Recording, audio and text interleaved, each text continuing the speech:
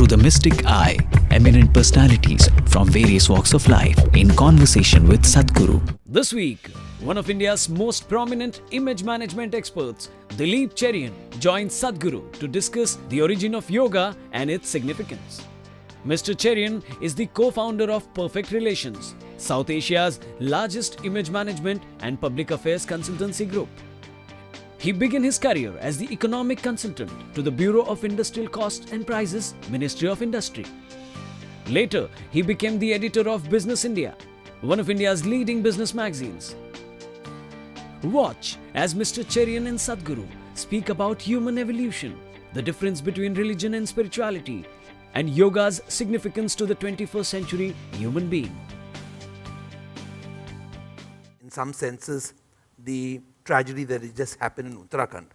Natural tragedies of this kind make one think about, one, why do they happen? Two, is it part of a much greater divine mystery? And to what extent is human degradation responsible for natural calamities? Human being is not the center of this universe. He can rise to a state where he can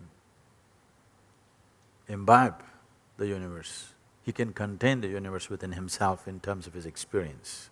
Such a possibility is there for one who explores. But the making of the universe, the making of the solar system, and even the planet is not human-centric. That is, every other life on the planet and everywhere else, every other form of life, not necessarily physical, all of them have a role to play.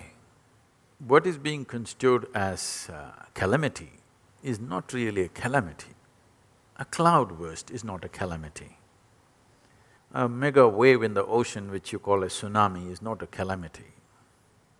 An earthquake is not a calamity. Mother Earth just stretches herself a little bit, 100,000 people die, and we think it's a calamity.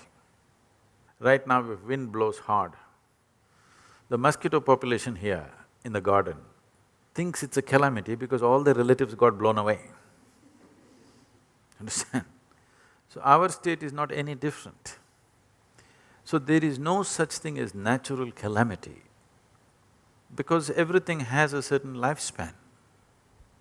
Whether it's an individual human being or the planet or the solar system or the universe has a lifespan, maybe not comparable to our lifespan, so we think it's eternal, but it all has a lifespan, so it is going through a certain cyclical process.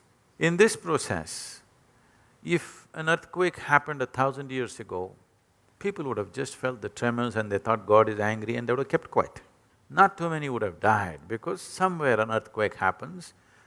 We did not span across the planet as we do today. Today we are too many. We're nice, but we're too many Because we're too many, if one wave comes, 25,000 people will die, one cloud bursts, close to 20,000 people die. It is just, we are a calamity, we are in the way of everything without understanding anything. We are trying to live on the planet without having a clue about what is the nature of the planet, how it functions, what are its requirements. Without any of this understanding or making an accommodation for that, we just simply… we're too overjoyed with our own ability to do a few petty things. We're too enamored with our own petty intellect. I think this is an evolutionary problem. The religions of the book, the religions which have come thereafter, have in many senses, either deliberately or because of design by the people who designed them, lost that fundamental tenet of the belief in the self, because all the religions of the book go away from the more earlier forms of animism, the understanding of rocks, of stone, of mystic places. All those have in some senses been lost. Is that therefore devolution instead of evolution in modern thinking and religious thinking? Definitely not evolution. devolution is not a strong enough word because it is a complete backward step in the sense, this whole idea that the existence is human-centric comes from this, Yes. comes from these religions.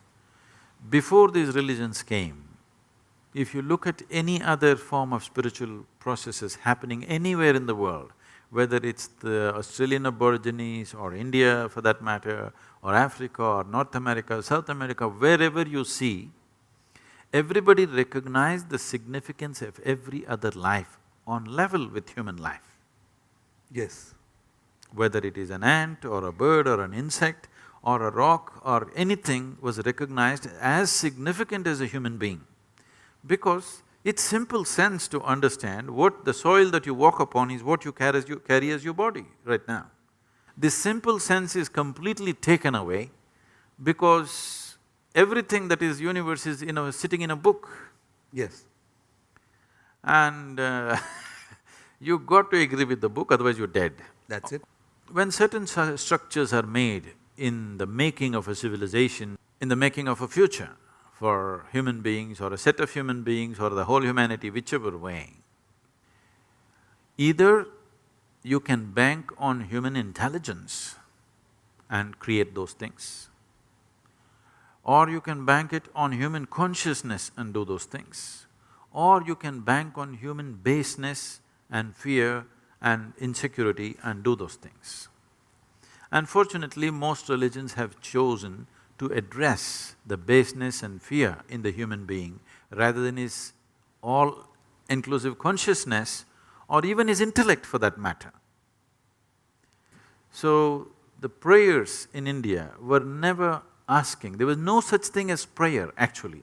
Invocations and methods of worship, scientific methods of doing things and invocations. So the only prayer was, let me be destroyed the way I am, so that the bigger possibility manifests within me. You just look at it today, 99% of the prayers are just this, give me that, save me, protect me. Does it look like survival or does it look like spiritual process or religion to you? Just survival. You're routing your survival through heaven. It's a very inefficient way of doing it. But every religion has succumbed to this. Half the pujas, half the stones people wear, half the processes they conduct in temples are all fundamentally part of an ask. An ask is the cornerstone of religion's survival because you ask, you give. I want you to look at this can become a major study. If you walk into any ancient temple, you will see none of the processes are about asking. There's no room to ask. There is no room for adulation nor for asking, just scientific processes. One thing that you must see, Dilip, is there is something called as Saptarishi Puja in Kashi. This happened when Adi Yogi gave this knowledge to the Saptarishis. It went on for a very long time. Then he told them to go across the world and spread it. See, when Saptarishis were leaving Adi Yogi, having been with him, having shared this phenomenal science, having experienced it, they were not very eager to leave him and go. So they said, if we go away, how do we again see you? You're sending us off, that we will never come back. How do we do? Then he told them, you do this, I am with you. Okay. So he taught them Saptarishi Puja. Okay. It's today called Saptarishi Puja, I don't know what he called it. These ordinary priests who were doing it probably for money today, maybe not entirely, probably they respect the tradition that's offered them this, but money has become an important part of that. They are just doing the procedure in a certain way. You will be amazed, the stacks and stacks of energy that they build up there. See, we can do this in a different way. If the necessary protected atmosphere is there, I'll build it up in a certain way. In our programs, in things, we do things like this. But these are not people who have any internal capacity. They're just doing a process, outside process, which is so absolutely amazing that though the individual performing it, this is pure technology. You don't know one thing about your cell phone, but you know how to use it, you can speak to America. It's just like that. These guys themselves know nothing, but they're just sticking to the procedure and it's working miraculously. Miraculously means I was just flabbergasted, I couldn't believe. I always have a certain disdain for temple priests and the way things are conducted. I suddenly bow down to them, I say, okay, this is great. If you kept it for 15,000 years without distorting it, we have to, Bow down to it, yes. bow down to you, whoever you may be right now. What yoga means, which is the whole concept of unity. Unfortunately, both in India and elsewhere, even this concept is getting diluted, is you will say, and I'm hesitant to use distorted. Is distorted, and distorted to an extent where it is almost unrecognizable. A lot of so-called yoga gurus have partitioned the whole, compartmentalized it as to a form of physical exercise and have lost out the core of the whole concept of it. But do you think that this breaking up is again an expression of where we are, consciousness, humanity, togetherness, all of that? Just ignorance. Okay. No, but what happens to yoga? I mean, since this is an area which you are… Now the California court ruled that if yoga has to enter the schools, you must remove all the Indian names. So Padmasana is being renamed as crisscross applesauce. You're joking. I'm not joking. Crisscross applesauce. Yes. To teach the children crisscross applesauce. Looks like Padmasana. I must cry, but I'm laughing. I know. This is weep worthy. In terms of yoga getting all distorted, it is a serious concern because the type of yoga that is going on, particularly, though I come from the stables of Hatha Yoga, I never thought I should teach Hatha Yoga because I didn't want to put people through such long processes because I have other ways of doing things. I thought we will never really teach Hatha Yoga except as a preparation for some long meditation programs, just 40 days, 60 days kind of preparation. But in the last 5–6 years, I've seen many, I think I've taken off at least 2 dozen reasonably popular yoga teachers in America to stop teaching because I just pointed out what they were doing and how it is impacting their lives. See, doing improper yoga is not just that they're going to hurt their body, they will bring calamities into their life.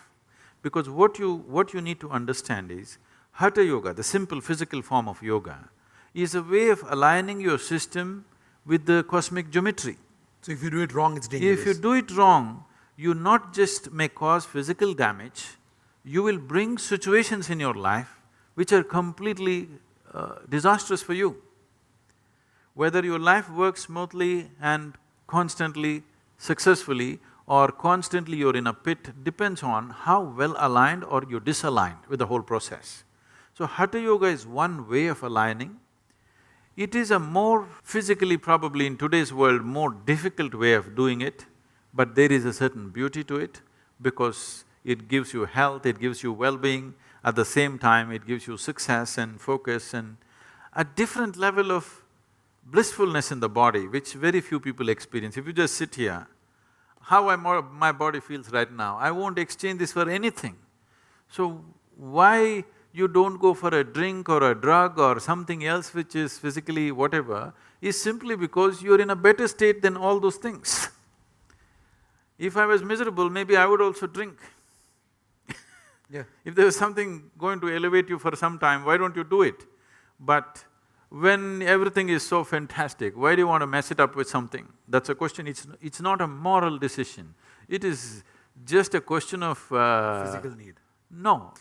If you're living in a better place, why do you want to come down to a more gross and, basic kind of thing? So when you're able to manage your own chemistry the way you want it, why would you want to throw chemicals into the system? It's as simple as that. So when I saw these yogic systems which are growing and becoming popular in America, I wouldn't like to name people and whatever, because for many reasons. For example, these days it's become a fad for people to do yoga in 42 degrees centigrade temperature. The classical yoga always prescribes, if you do any yogic process, you must either do it before 8:30 or 9 in the morning or after 4:30 in the evening, because you must do it in the cooler hours. When you do any yogic practice, particularly Hatha Yoga, you will develop an enormous amount of Ushna. Ushna is not to be understood as temperature alone. It causes temperature, but it is not temperature by itself. The whole Ayurvedic system functions on Ushna, Shita and Pitta. Absolutely. So Ushna is one aspect, because the yogi always wants to keep his Ushna slightly above the normal. He wants to be hot, because for various reasons, if your body… Because the yogi's main concern is his perception, that he wants his perception to be unhindered. So anything that comes in its way, he wants it to be burnt out in the system. He doesn't want any excess mucus in the system, he does not want any excess fluids in the system, he wants to keep it slightly hotter than what is normal. So when you practice Hatha Yoga, the whole system is created to generate that Ushna. So always you must do it in the cooler hours, otherwise it'll go and cause cellular damage. So now they're doing yoga at 42 degrees centigrade. When I saw this is insanity. If you allow these things to happen for a period of time, one day medical research will come and show you how doing yoga destroys your system. It's not far away. Already some articles in New York Times have come and they've been circulated all over, how yoga is damaging to the system. If you allow this kind of yoga to flourish, that will be the conclusion in another 5 to 10 years, and immediately everybody will drop it. Right now it's rising without any papacy anywhere, simply by its sheer efficacy, it's just rising all over the world. You will kill that. So that's the reason I decided we must train Hatha Yoga teachers in classical Hatha Yoga. 21 weeks, a dedicated, focused time. They've never been through any training in their life like this. They think being a yoga teacher means dressing up in a certain way and, using a few Indian words. This makes them into… And producing a video. Yeah. So now we're really putting them through works, 21 weeks. And this will produce definitely more stable teachers who will take yoga in its right format, so that tomorrow if somebody is doing yoga, any kind of scientific study you conduct on them should be an absolute thumbs up, for sure, on all levels, physically, psychologically, emotionally, and in ways that they don't understand.